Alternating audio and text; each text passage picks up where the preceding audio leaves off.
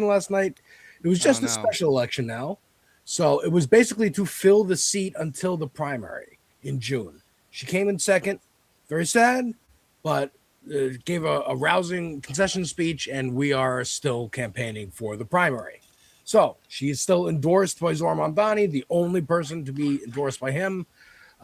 It I think this election is just high, like very, very low turnout. It's a special election to fill a Right. seat until a primary. It's not the regular season, and hopefully we can make that change in June. But yes, I have been telling everybody who I can about this space. Matter of fact, at the election party, I saw Nomiki Konst, and I invited her to do an interview. I saw Abby Stein, who is a rabbi and does a lot of good work for the LGBTQ community here in New York. And I asked her, I'm letting everybody know how I met Lizzie Borland was this space, and this space gave me the opportunity to invite someone for an interview that I would not have any reason to talk to otherwise. So I always, this space is a magical place, and we're gonna have more interviews and more crossovers and whatnot coming up soon. Matter of fact, I might have Logical Leftist on the show next week, and I will That'd be be sweet. on Left Past 10 tonight at 10. Hmm. So, again, we're all mixing up. We're all having fun. But, Dieter, how have you been? I've been busy, man. I had a serious car trouble that I had to deal Mm, with. Cost me a bunch of money. yeah. So that sucked.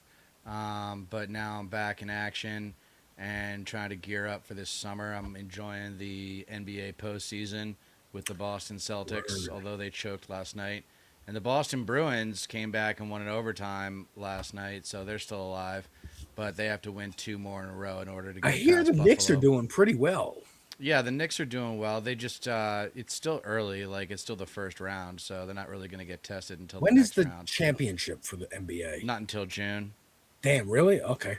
Yeah. Well, we got time. Everyone, get time to get into basketball right now. Like me, if you want a bandwagon on the Knicks, because the Knicks haven't been good since I was a kid, and Patrick Ewing was on the team and all that. Yeah, So, Corn and Kyle picked the Knicks to go all the way because they're from New York and they're just, Knicks fans. I mean, I don't know how you do it being a Knicks fan. Like dude, my dad's a Jets fan. that sucks. Yeah. So, like, That's a I'm that's a used to curse. You're being a never fan gonna of win. someone who's they're never gonna fucking win. They're never gonna win. No, it's like, find a way. I knew a girl from Virginia who was a Patriots fan because her dad was a Patriots fan. Like, that's Yeah. legit.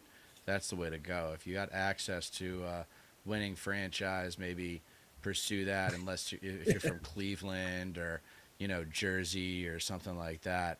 Um, but anyway, yeah. So life is busy but good. It's good to be back. I'm sorry I missed last week, All but good, brother. you keeping busy. I am trying to finish out this batch of essays before I get done this month. I've got a bunch that I've done, but I just haven't released them um, because they're kind of tough subjects, like going after the establishment Yeah. of the left, and it's a lot easier to go after conservatism. I just know it so much better, so I got to educate myself on the track record. And I know Clinton way better than I know Obama, and I know the last three Democratic Party presidential nominees really well, and that's a big data point. Is the pattern that existed between the three of them, but Word. you know anyway, that's just what's going on. I know we want to react to But a speaking of longer the establishment, let me piece. Yeah, I transition. was gonna say. Yeah, go Speaking of ahead. the establishment, I have a clip that you recommended to me that I had already pulled up to react to. Neither of us have watched this, and I think this will be a good springboard into talking about for the Is it the whole third thing? goddamn week in a row, Hassan. But yes, it is the whole thing, Okay, I believe. 3 minutes. definitely 3 minutes. No, it's Oh, like a I, 30 you minute wanted thing. the entire thing. Okay. Um, I can find it on YouTube. You want to just do the 3 minutes? It's Let's do the fine. 3 minutes. This Let's just do is the 3 minutes. John It's fine. We don't Favreau, need to have the right? whole show take it up. Yeah. This is John Favreau of Pod Save America. Every time his name is trending, I'm like, what did the real John Favreau do the movie director of Iron Man, an actor from Swingers, and like that's who I think of when I hear Jon Favreau. I don't think Yeah, this he should guy. have thrown in. He should have thrown in a middle initial. Like Yeah, if I ever John get H. famous, Favreau.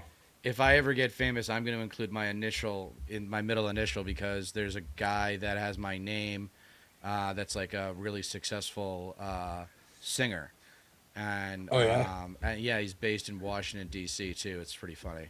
I mean, Michael B. Jordan, as opposed to the Right, that's why he Michael does Jordan. that. That's what I'm saying. That's why Exactly. he does that. But Yeah. we got John Favreau, not that one, talking to Ken Paxton of he's the DNC chair. No, Ken Martin. Ken Martin. Ken Paxton's the Texas AG. Too many Kens. And this is about the 2024 Kamala Harris race autopsy report. I want to start with the 2024 autopsy, which you call an after-action review. When you won the chairmanship in February of 25, you criticized the DNC's refusal to release their 2016 autopsy as exactly what not to do. You said, quote, was there any utility in doing that? And then promised your 2024 autopsy would be different. Your exact quote was, of course it will be released. Why did you change your mind on that? Well, look, I mean, what I said all along, even when I ran for this position, is that we were going to focus on the things that will help us win the upcoming election, right? Making sure that we learn the right lessons that could help inform our victories. And that's what we've done. We said this when we sent out the press release back in November saying we weren't going to release the report. We were going to actually keep our focus on those lessons. And we released those lessons. We continue to do that. He did not release lessons. They did not say. It doesn't even matter because you're supposed to release the whole report. He said he would release the whole report. Favreau gets credit for bringing him to task on this, but he's also really polite. And it's just the basic premise of what Favreau's asking him is, you said you were going to release it. Why didn't you release it? He said, well, we did a report. We released the lessons. We looked at it and we said, okay, that's what we should do differently. We're not going to tell everybody else. We're just going to internally take that in, and then we'll tell you which lessons that we learned. AKA, we'll make up the fact that Gaza hurt us, the genocide hurt us, tacking to the right hurt us, did not win those suburban it's really insulting to the voters. It's really insulting to the voters to say that we know better how to interpret this data, this information, to learn from why we failed. Go ahead. So it's not completely accurate to say that we didn't release that. Where we're keeping our focus is on the lessons that can actually help us win. On this show in August, you told me this about releasing the review, quote, we have to do it to give people who invested so much time, energy, and money a sense of what happened and why we lost. Especially why we lost. So what changed between August and December? I understand there are lessons, but those are not the full report. Why not release the full report? What's in the report that you wouldn't want to publicize? Yeah, there's no smoking gun in the report. And I know that's what everyone's so eager to learn. The smoking gun. Guess what? They always get defensive. I remember Sarah Palin talking to Katie Couric, and Katie Couric was like, what books do you read? And she's like, you're trying to get me a gotcha question. It's like, just asking what kind of books you read. What are you talking about? Right. It just gives it away.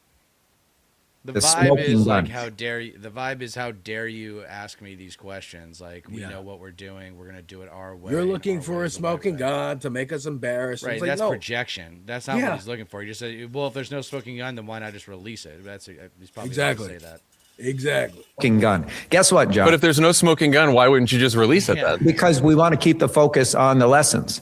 Because what ends up happening here is that people, of course, want to weaponize the report in a way to look backwards, to point fingers, place blame in a way that actually doesn't keep us focused on the upcoming election. Pause. But instead, the naval blame has a positive value. Blame can be problem identification, as I say in one of my essays. When the nuclear power plant in Springfield is having safety issues, Mr. Burns is going to blame Homer Simpson, fire him, and replace him with someone that doesn't fuck up. Right. I mean, that's maybe what Ken Martin is worried about, alienating his predecessors or something. It's like, dude, no, they screwed up. Let's learn from it. Let's be competitors. No. Fucking losers. This is what losers do. This is the culture of losers. Yeah, it's what Republicans do. That's what they did with their autopsy report. Gazing on focusing. Yeah, maybe move the mic a little closer to your mouth. Just so we can hear Me? you. Yeah, you. Okay.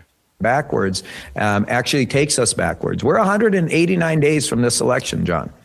What we don't need to be focused on is actually relitigating 2024. What we need to do is learn the lessons of 24 and the years preceding that can help us win this upcoming election. I get why people are obsessed with it, because there's various groups and organizations and people who think there's some sort of smoking gun in there. Guess what, John? In the third closest presidential election in the last 100 years, everything mattered. There's nothing that didn't impact that election. Why did you spend the money going to 50 states, doing all these interviews, doing all this stuff, and doing this report in the first place, if you weren't going to release the full results of it? Like, why? I don't get why just you and some of the senior DNC people get to see it, but not most of the DNC members who are, state party chairs. I mean, more than a dozen. Yeah, like that could actually help and be informative to how to organize in the future. And DNC members told NBC just the other week they want it released, including Congresswoman Delia Ramirez and North Carolina Democratic Party Chair Anderson Clayton. And Anderson said, quote, "Genuinely, what did you all find that we did not?" I mean, that's again, there's someone who's trying to help the party and being like, what did you find that we did not? We need this entire thing so that we can assess and make changes and adjust. But again, Ken Martin going, there's groups and people who want to find the smoking gun and place blame and attack and look backwards. It's like, you got to learn from history, dude. And that's not what you're doing on purpose. I mean, Ken Martin, when you look at him, do you see a winner? Like, do you see someone that... No, you ever watch Reno 911? Like, no, he's a loser. He's exactly the kind of loser that they want. A big reason why he got that job is because he's from the Midwest. And they think that by having a chair from the Midwest, that's going to give them better pull in that part of the country, which is just stupid. It's an administrative position. Put a good administrator in that position. Put someone that's going to develop talent and tell old talent to get out of the way and usher in a new generation of politicians. See, there's two things that all leftists want, including liberals and anti-MAGA conservatives that are now voting Democrat. They want new people in positions of leadership. So no more Chuck Schumer, no more Hakeem Jeffries, no more Jim Clyburn, all that cleaned out. And then they want real progressive policies like Medicare for all and raising the minimum wage and debt relief and a bunch of other shit that we they want this. They want Kamala Harris polling at 50% right now, with compared to Newsom and Shapiro, AOC, Pritzker. Very scary. This account says, my God, they're going to do it again. They want Mallory McMurrow. She better not run again. Mallory McMurrow quietly deleted thousands of old tweets. Pathetic. Launching her Senate campaign, posts where she took jabs at the Midwest, lamenting leaving California, said she continued to vote there after she moved permanently to Michigan, which is a problem. Here's her saying, yet another video of McMurrow saying, are you getting rich off data centers? She keeps pointing up, and I hate this like framing. I know it's like a TikTok thing or Instagram, whatever, but you don't need to point. You look goofy. Okay. There is a lot in this question, a lot of misinformation, but I have been getting asked questions a lot like this recently. Well, that's a problem with you, bitch. We got more people like Gavin Newsom. My son was very proud of me. He's very familiar with clavicular. Why? You're being a bad father. If you're a bad fucking father, if your son is into clavicular, What into is Charlie clavicular? Kirk, as mentioned. Oh, you don't know about clavicular? No, what's clavicular? What? I don't even know. Clavicular is the looks maxing dude. First of all, what up, Boston Brian? Let's get campaign for Deter to get on Boston Brian so they can talk sports. Oh yeah, I owe him Massachusetts. an email. He got back to me, so Word. it's just a matter of time before we work together. But yo, clavicular is the dude. Have you not heard about the guy who's like No. hitting his chin with a hammer to try and break his jaw so it heals in a more like Chad-esque kind of way. Oh, dude, Having a this is more a whole chiseled jaw, thing. like a better jawline, like Stallone and Bruce Willis Yes, and like that kind yes. of thing. He thinks you can do He that thinks you can hammer your way into with a that. hammer. You have not seen this dude on being No. interviewed, but on 60 Minutes, I Oh my think. god, 60 Minutes Australia. What is this? But yeah, this is the. looks like a I robot. mean, he's getting write-ups in Wired, People, Rolling Stone. Like, he's getting sued for allegedly injecting underage influencer with unapproved drug. That's super weird. Yeah, apparently he's also sterile from taking like all these kinds of different steroids and stuff. That's to what. recover. Yeah, that's what they want. They want Gavin Newsom to be the president, someone who can bring in and normalize Cavicular and Charlie Kirk and Ben Shapiro and all these lunatics on No, the he'll get left. beat out. It's insane. They'll get beat out by that point. Whoever comes up with the most creative anti-MAGA messaging is going to win the primary. Well, you I gotta think- like, and that you gotta. And there's this thing that people are still not doing this, and I think you already know this, but maybe you wouldn't use the same words. But it's a 1-2 punch. You have to destroy and then replace. Mm-hmm. Like a lot of the Democratic Party gets criticized for just being like, oh, we're just anti-MAGA, we're not the other guys, whatever. You have to replace it, right. right? You have to have And policies. but you have, so that comes down to like the attitude. How does that vibe roll out in the party? It's love to the left, fight to the right. So if you're talking to a liberal, it's like, okay, you guys had your chance. You've been running the party since Obama, so, and clearly since Clinton. So Right. your liberalism is not really the traditional liberalism. It's not what we're looking for. Your It's liberalism failed. So you put allowed your for armor, Jeffrey Epstein. right. That's what happened.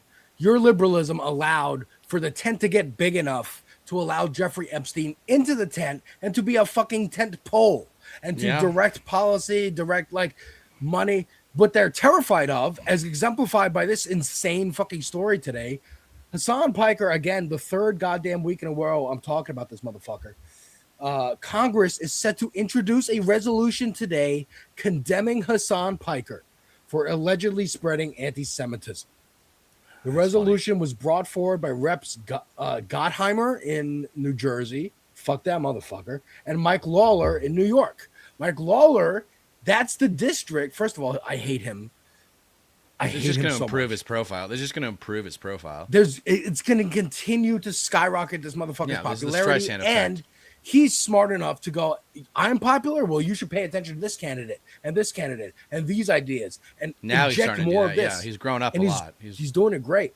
Mike Lawler is the reason he's like being talked about for the last 4 weeks that I keep talking about this motherfucker, because the person who's running against Lawler here in New York, Effie Phillips Staley, she went on the show, and when that happened, the like chairs of the upstate Democratic committees all wrote a letter condemning Hassan and saying, you shouldn't have gone on his show. This is bad. We don't like you for doing this. And then that's what sparked this whole like popularity surge of him. But this account, Barbarism Critic, who I'm not too big of a fan of, is saying, oh my God, I thought this was a shitpost, but it's real.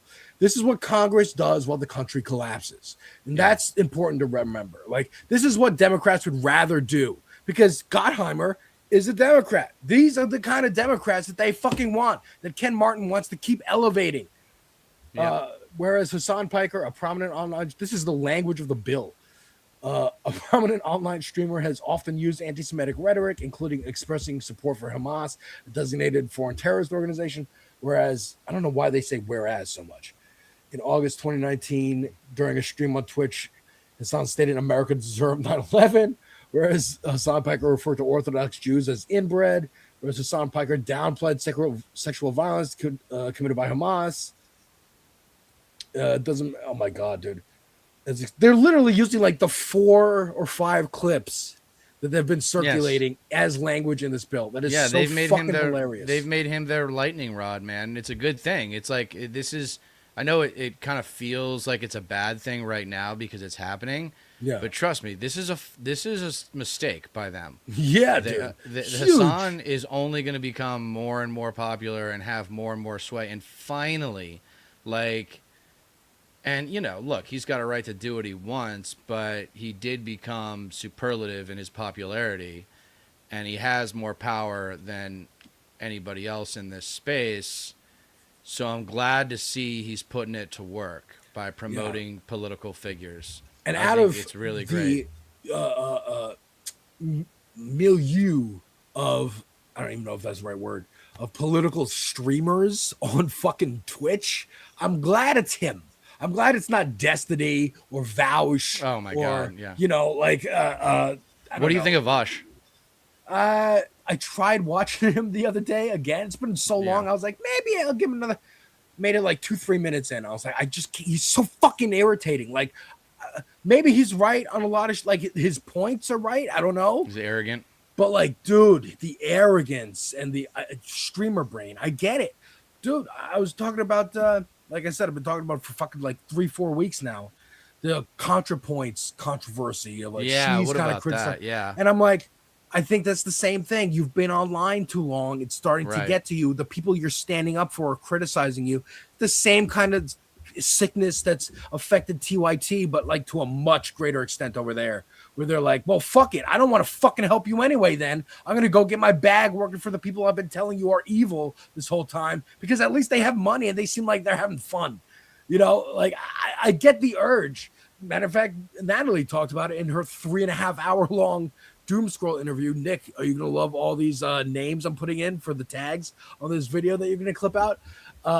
But I'm saying, like, the Hassan is the best representation from the online left, like, streamer verse. Maybe aside from, like, Sam Cedar, Emma Vigeland, who get mainstream play. Like, they get on CNN and MSNBC and whatnot. But there's not this, like, focal point of them, because again, he's brown, right? Like, that's the thing. He's Muslim. They're using Islamophobia, one of the few acceptable. I don't know if I'd call him brown. Bigotry. Well, I know, but like, it's Islamophobia. It's like he's from Turkey. He's Muslim, yeah. He's Muslim. He's Turkish. He's scary. We can demonize him with that and associate him. Like but he looks like a white guy. But he looks. He does. It's look really. like a white guy. It's funny. It's really his name. We've talked about it before. But it's really his name that does him in with the Muslim vibe. It's not the look. It's the name. Because as soon as someone Googles him and goes, "Oh, what are you talking about?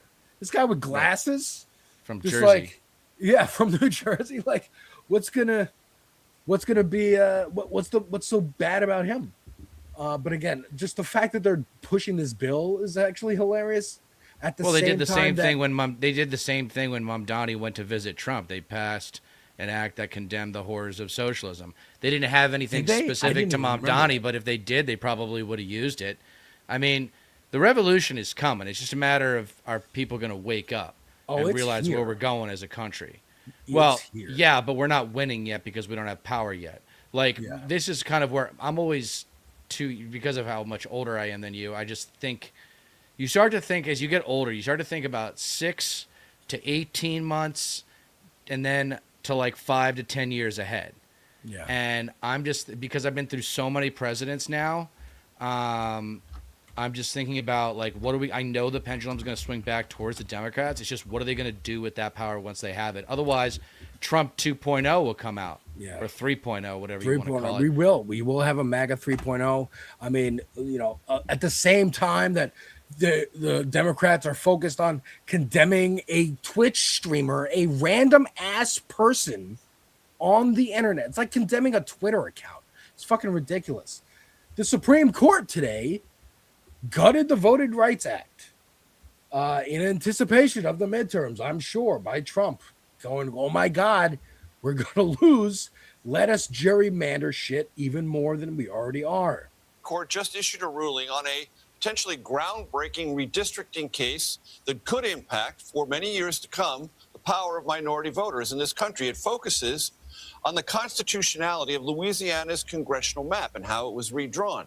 The justices determined if Louisiana lawmakers properly balance constitutional and Voting Rights Act protections. I want to get straight to CBS News chief legal correspondent Jan Crawford, who has been reading through the opinion. Jan? Well, Major, we just got this ruling within the last couple minutes.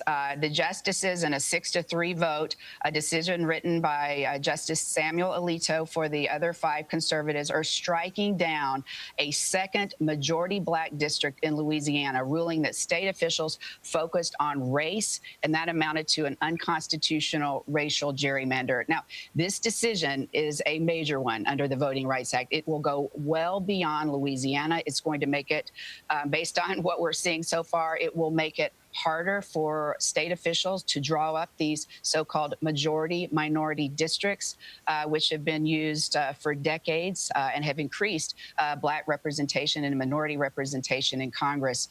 And it also, I think, will call into question about a dozen or so existing majority minority districts, mostly in the South. Now, those districts, as you know, Major, have been a way for Democrats to pick up seats in some of those states, those red states in the South. So this ruling is a win, I think we can say, for Republicans. But legally, this is a Supreme Court that going back 20 years or more has been saying in case after case, a consistent line of cases, that the Constitution is colorblind. And that's why we've seen the Supreme Court do things like throw out affirmative action in college admissions. This line of cases very consistent with the court's ruling today.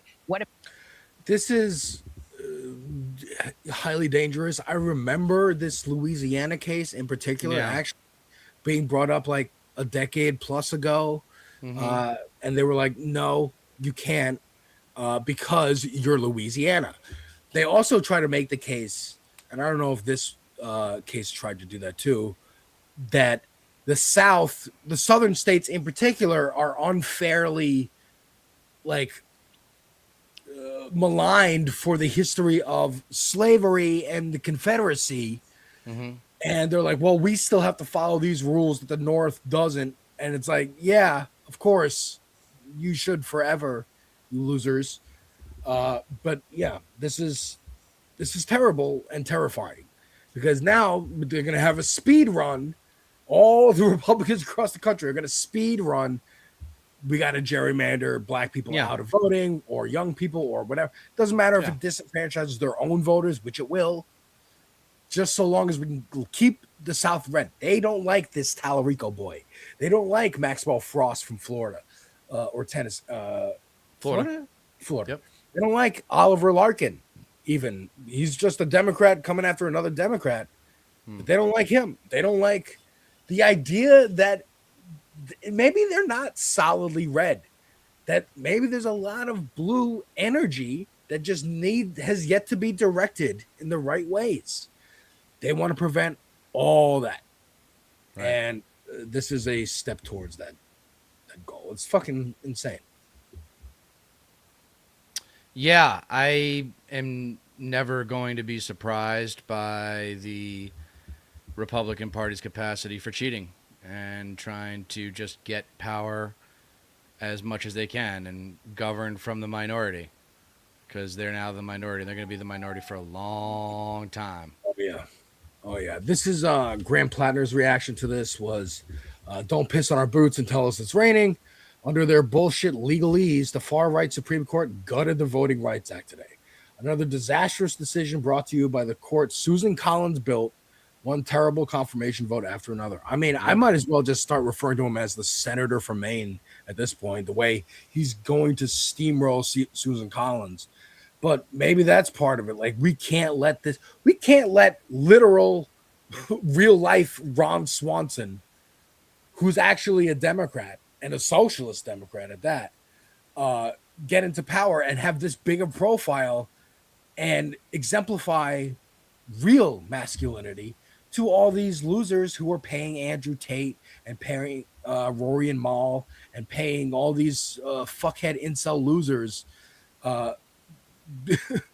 to make themselves feel better that women don't like them or that they're alone and that it's not any problem that they have to change. They don't have to go to therapy. It's the world around them. Make it so that Jordan Peterson's idea of you have to, like, women are cattle and will be assigned to a man. And like, this is, I'm not even like stretching the truth, bro. Like, this is what Peterson had said on Rogan, and the idea has been picking up steam without Jordan Peterson being around. I think Steven Crowder has said this because of he's getting fucking divorced. Of course, no fault I divorce. think they should just, it was definitely a woman who came up with the label toxic masculinity, but what it should just be is male narcissism, because narcissists need to dominate, they need to own, they need to be the center of attention. They engage in what you just described, which is denial and projection, right? It's not my fault, it's everybody else's. It's like, no, you're the common variable in your life, and you're the reason why you're an incel. Yeah. There actually is no such thing as an incel, because if you really wanted to like research how to go date and how to like find a partner, there's plenty of good resources out there. There are plenty of well-educated, articulate, good teachers that are women that are teaching sex men workers, how to fucking like date. sex workers exist, but that's the whole point. When you bring up like, hey, you can like pay somebody to suck your dick or like be with you or whatever, like, or pay someone to go out on dates with you. They'll say, oh, well, I don't want to do that because then I'm admitting defeat. I'm admitting I can't win a prize on the hunt or whatever. I understand to an extent, but again, if your whole problem is being involuntarily celibate, then there's your answer. But I will point out, apparently, young people. I watched this podcast called the Potty Mouth Podcast, great podcast, and he was saying like they're like early mid-20s, so they're younger, but they're like, dude, people don't even use like doesn't mean involuntarily celibate anymore. Like people use the word colloquially, and what it just means is like loser. It's just like a new word for loser, Right? But anyways, here's AOC. Our queen here. Now, I've had criticism for her in the last couple of weeks as well, and kind of dodging questions, not endorsing as much as she could. But I think this is a good answer in response to the Supreme Court decision here. Them to just hide that intent instead of actually address and prevent and protect Americans' voting rights who are at risk, and especially communities, I think, in the South of the United States, but it really affects every American across. Should New York respond in kind by doing its own redistricting if the amendment passes? I have long felt that we all have to play by the same set of rules, and the Republican caucus has made it very clear that they want and are setting rules of partisan gerrymandering. The Democratic caucus has tried to pass nonpartisan gerrymandering for 10 years. Republicans have rejected it. And so we have to all abide by the same rules. And so if Republicans are going to redraw North Carolina, if they're going to redraw Texas, if they're going to redraw and gerrymander every one of their states, then unfortunately, we have to provide balance to that until we get to the day where we can all finally agree to put this behind us and pass nonpartisan gerrymandering federally. Then I think that's a strat. Now, I will point out always Nina Turner, ran for Congress in Ohio, former Bernie staffer. She's like, this is a dangerous road. It is, if you fight fire with fire, the house burns down faster. And I understand that, but fuck it, dude. The house is burning down anyways. You might as well try. Yeah, I don't really agree with the metaphor. Because if you just both have blowtorches and you're in just like some open field, like you can expand that metaphor to be what you want it to be. Sure. I mean, that's I'm using running around because she's saying like this is just accelerating fascism. This is anti-democratic, right? But it's war. Yeah, it's like war. That's the thing that basically AOC was saying. She just didn't use that terminology, and I wish she would. I wish more leftists would, because as soon as you get someone into a place of it's a war, who's attacking who, then you realize, okay, we need to counterattack. And that's what these are. These redistricting in blue states is a counterattack. It's a collective counterattack. Make no apologies. Again, the new American standard of politics after Trump is gone is going to be whatever hurts Republicans helps America. That's going to be the new standard. Yeah. That's going to be the new standard, guys, for 40 fucking years if we're lucky.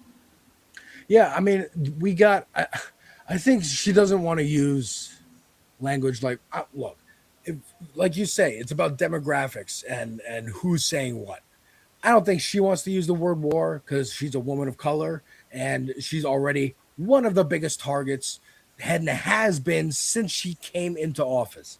So they're indicting James Comey for laying out seashells on the beach, Right. and he's a straight white guy who was head of the FBI. I'm sure she's terrified. And I'm sure Hassan is terrified with like Laura Loomer saying Hassan should be deported or put in jail or blah, blah, blah. Michael knows musing like, I'm sure there's some charges we can charge him with. Like, I'd be terrified if I knew people close to the actual most powerful people on earth, the American government, are saying, hey, you should like lock up this streamer. You should pass an amendment, a bill decrying him and cementing legally that he is an anti-Semite.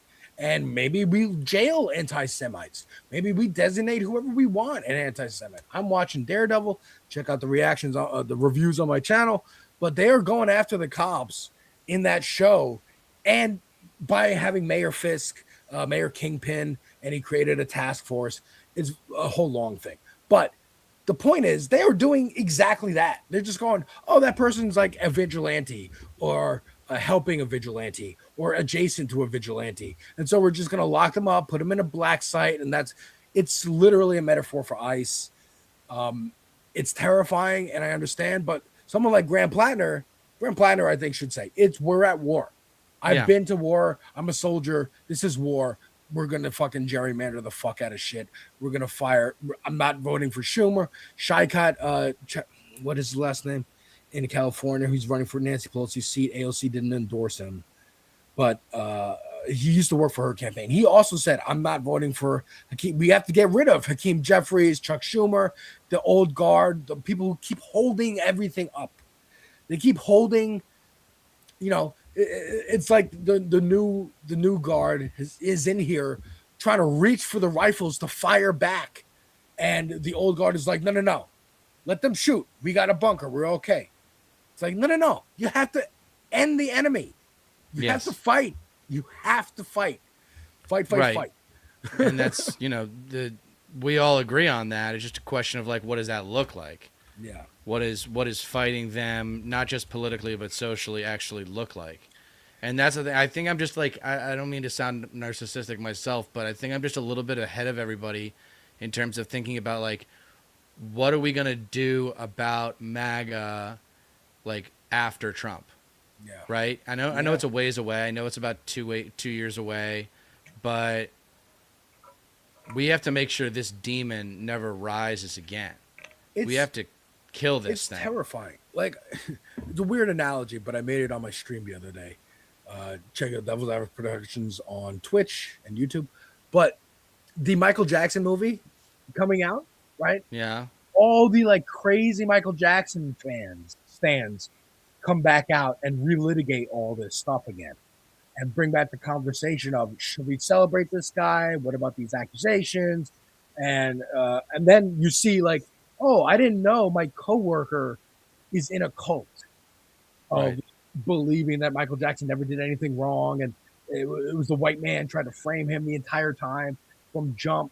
Like, it's the same with MAGA. We now know that a lot of our neighbors are in a cult and would ride or die for a con man real estate guy.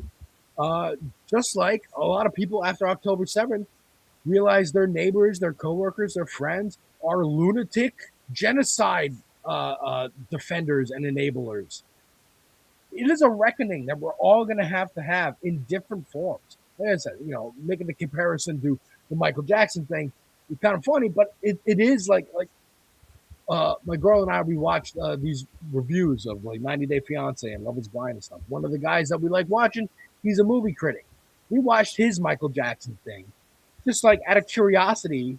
We knew he liked him, but then he starts like going into these conspiracies of like he was trying to protect these kids from Jeffrey Epstein and blah blah. Like, I had no idea the person I was watching all this time and enjoying their content. Right. Actually, kind of crazy a little bit, and it's like the same thing about like it is the same kind of thing of like, oh my God, my neighbors, my family members.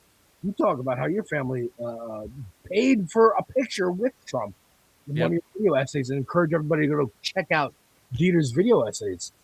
It is, I can't imagine. Heart-wrenching, heartbreaking Yeah. to know, like, yeah, we might have disagreed. I didn't know you were like that over there. I didn't know you were with the enemy. Well, the tragic part of my relationship with MAGA with respect to my family is that it kind of ruined my family.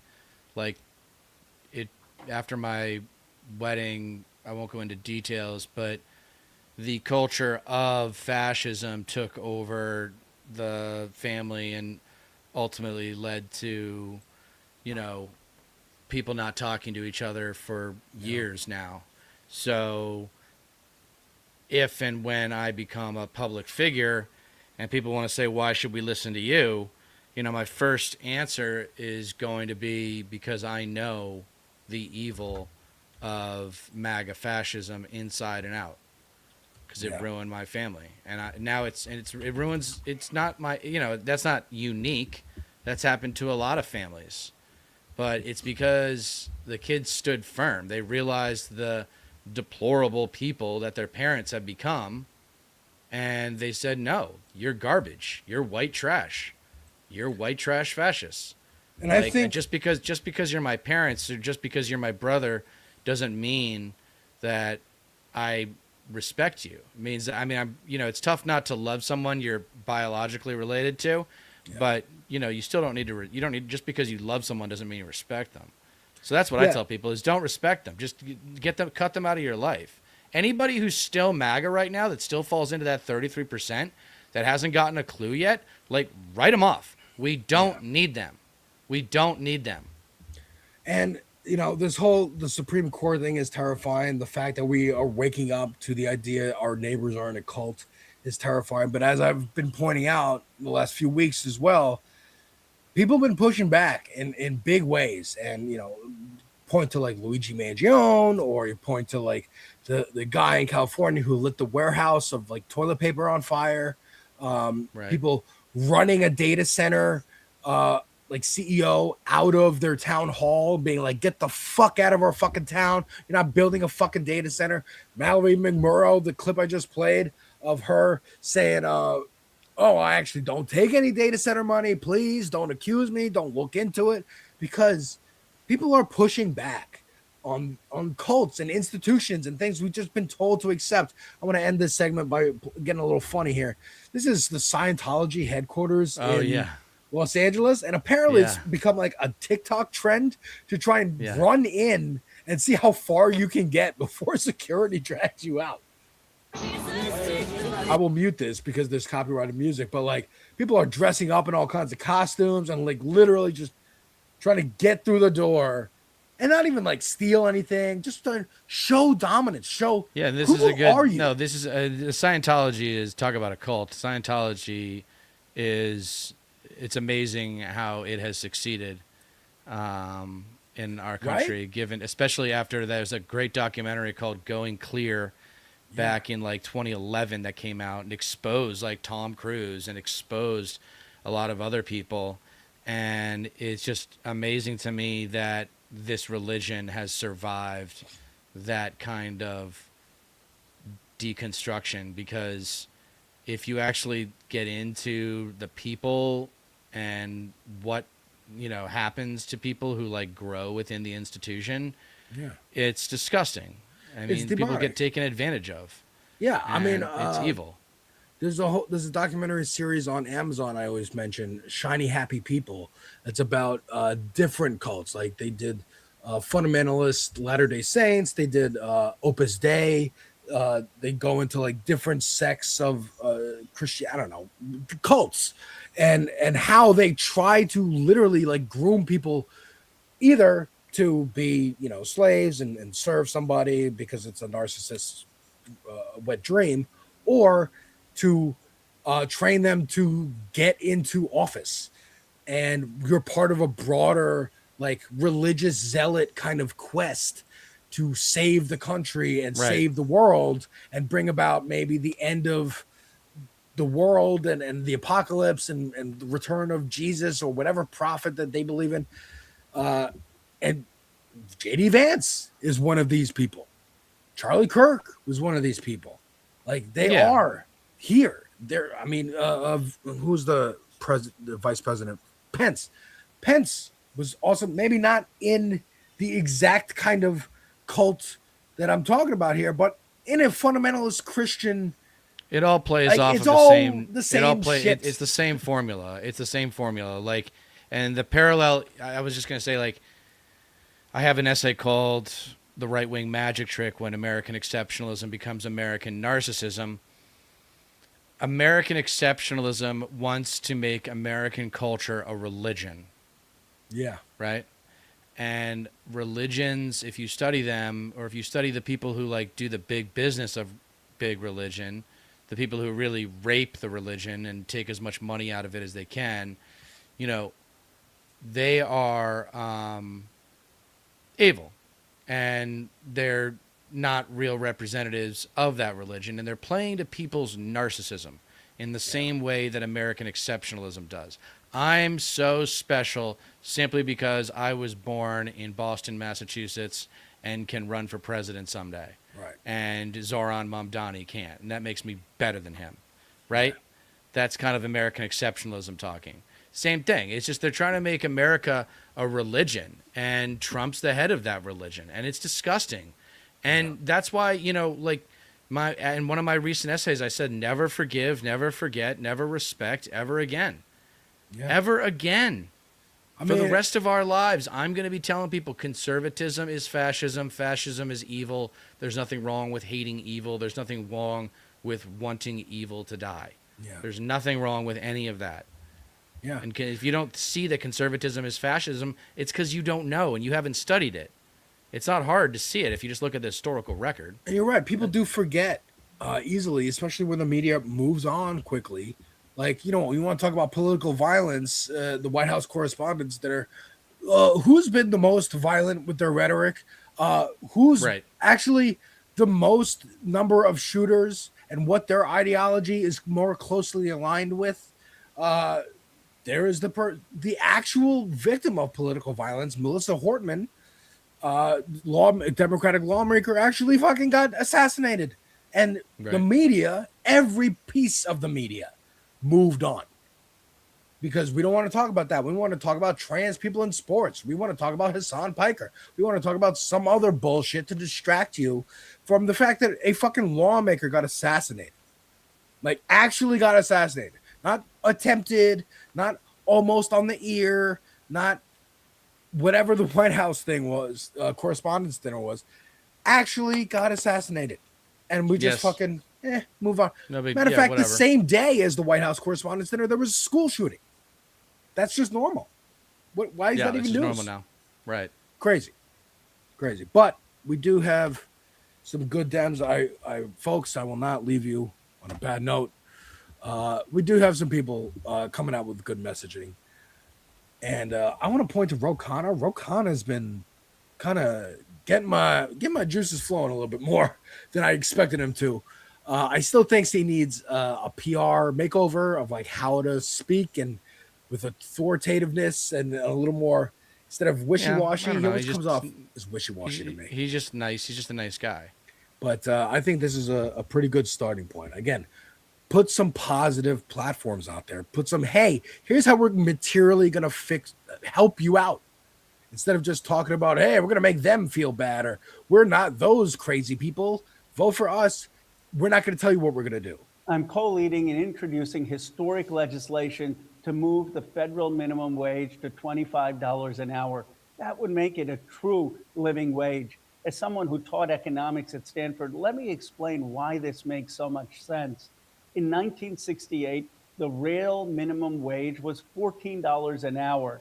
Today, it's $7.25 an hour. That's right. That means that workers today are making half what they made in 1968. At the same time, productivity has increased 2.5 times. That means the average worker is producing 2.5 times more value than they were producing in 1968, yet they're being paid half as much. So where is that extra value going? It's going in the hands of the multimillionaires and billionaires. That's why we have 19 billionaires in this country who are worth 12.5% of our economy. We have an extractive capitalism that is taking the value workers are producing and putting it in the hands of the investor class. What a $25 minimum wage would do is actually pay workers for what they're producing fairly. I mean, that's a Good. great. It's a great Yeah, message. I love that he taught economics at Stanford. I love that he called them the investing class, because I've been calling for that for a really long time. There's the working class. What do you call the elites? The investing class, or now people call it the Epstein class, depending on what point you're trying to make. But the point is that they're not working. They're just using their money to own things at different periods of time. And then they buy it, change it, sell it. That's usually the process for what money does. And that doesn't create value. That doesn't create, I know people who have been hired at companies for the explicit purpose of selling the company. Right. And I ask them, what is the benefit to the consumer by you selling the company? So there is none. None. There's no change to the product. There's no change to the service. Nothing. Perfect. Why does the company even need to exist? Perfect way for me to mention and bring up a potential class traitor, which I'm very happy about. Tom Steyer, yes. running for governor in your state of not your home state, but where you live in California, running for governor, has spoken out against the WB Paramount merger in his new plan. I will firmly oppose mega mergers like WB Paramount, which enriches executives and shareholders at the direct expense of working people. Yes. They shit can animators at the place that created Looney Tunes. Yes. They tried to get rid of the Coyote versus Acme movie. It's coming out. I made a reaction to the trailer. It is David Zaslav he was running Discovery Channel. Discovery came in and bought Warner Brothers. I think for the express purpose of what you just said, coming in to sell it. Because what did he do? A couple years later, now they're selling it again. Paramount is the one who won the bid. Netflix was the other bidder on that. But the government put their thumbs on the fucking scale for the Ellisons, who already own Paramount, right, who own CBS, and now they're going to own CNN too. David Zaslav is also conservative. I think a lot of people think the reason he wanted Warner Brothers was not anything to do with the movies or the games or anything valuable of the company that it produces, but just CNN.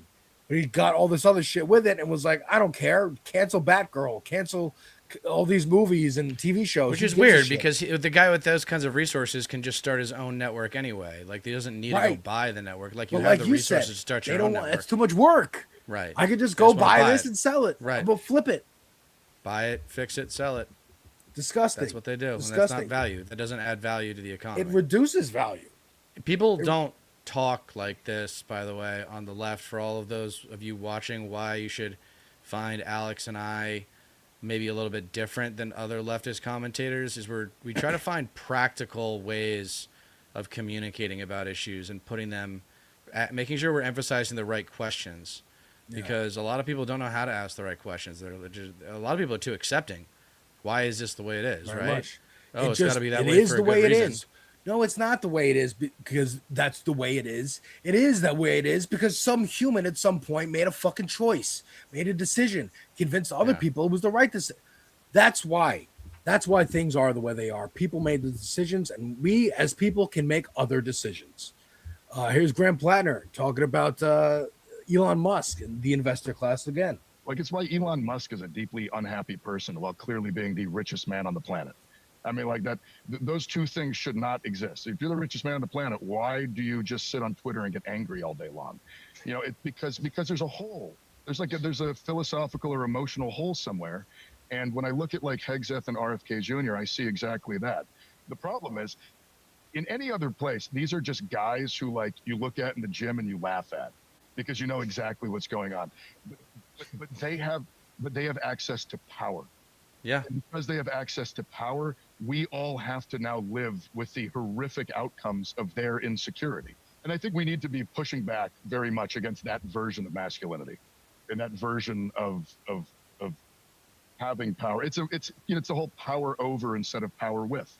And they very much want to have power over people. They don't want to have power to work with other people. And I think, to me, power with is a far more potent version of power. It's also, I think, a far more humane and compassionate thing, which makes you better as a person, in my opinion. I think yeah, that's, I agree another with great everything. I like everything he said except for the last part, which I still like, but you can have both power with your friends and allies, but then by extension have power over the enemy. And that actually is the goal right now, like we have been talking about, is to have power over conservatism, because there's nothing good about it. Yeah, exactly. Did you have one last thing you wanted to cover? I mean, I just wanted to point this out, like, in terms of masculinity and whatnot. We know about the Andrew Tates. Now you know about Clavicular and these losers and whatnot. I will point to someone I just discovered, and I've been enjoying his videos very much. This guy called Chuppum Balls. Look, the silly screen names, Devil's Advocate Productions, Deter McBizness. We all do it. But this dude knows about like philosophy, and it's kind of breaking down, like being very vulnerable and talking about his life and his depression and how he was part of that hustle culture and trying to be happy through it and whatnot. And kind of just he just decided to, this is what he does. He plays games. He plays video games, right? I play video games and make movie reviews and trailer reactions and stuff, try to get my ideas across. That's what he's doing. Kind of dismantling these, the dangerous lie behind be a man. The cultural assumptions about masculinity. Exactly. Video games saved my life. You were just useful. Being needed isn't being loved. Fake philosophy destroying men about stoic. This video is the first one I watched. It was about stoicism and actually went into the actual philosophers who created it, how it's been twisted over time, and what this version of it is now, where you see like, you know, people posting like Batman memes or Spider-Man in the rain being like so stoic, so alpha, so sigma grind set, just don't even pay attention. Like, I'm not affected emotionally. That's Clavicular's whole thing, dude. Clavicular's whole thing is like, oh, dude, if you get his cortisol up, then he's losing. Like, he has like a heart monitor and shit. I don't know, dude. I know too much about this motherfucker. I've never fucking watched in my life. It's crazy. But we need more people like, I emailed him to try to get him on the show because I think he's fucking fantastic. We need more people like us. Boston Brian, shout out, who's in the chat before. People like regular ass dudes who can kind of talk to other dudes and be like, hey, don't be a fucking bigot, you idiot. Don't be a fucking homophobe. Don't be like, I get it. I get where you're coming from, but like, come over here. It's actually way better over here. First of all, you're going to be happier, period. It's just, the material differences in your life voting this way, the way we're telling you to vote. Again, you're in the back of the line. You don't get to make decisions of, oh, I like this candidate, that candidate. No, we're telling you. We're fixing you. You want to get fixed? You want to get pussy? You want to not be an incel? Then fucking come over here to this space and listen to us, you fucking cunts, because I'm sick of it. I'm sick of it. I'm sick of the fucking Andrew Tates. I'm sick of the geek grifters like Nerdrotic and Quartering and Geeks and Gamers and these fucks who Fandom Menace. Complain about Fandom Menace. Ugh, who fucking there's a black person in this movie, so it's going to be a bad movie. Even though what happens when it grosses $1 billion, bitch? What do you do then? You stop talking about it. You talk about the next thing and the next thing and the next thing. Right. Just like we were talking about, people move on too quick. Melissa Hortman is the only person who suffered political violence in this country in the last couple of years. Maybe Charlie Kirk, you could argue, but that one just seemed like he just hated that guy in particular, and also was trying to just make noise. Melissa Hortman was a direct, just like you could draw a line from that to like Ben Shapiro, Libs of TikTok. Like, it's always scatastic fucking terrorism. I'm getting off my fucking rocker, man. I'm getting angry. It's all good. Take us out, brother. Note, we will all remember to enjoy Alex's channel. If you haven't already subscribed to him, subscribe to me. And please don't ever forget that you don't get change in America by asking nicely. We'll see you next week. Take care, folks.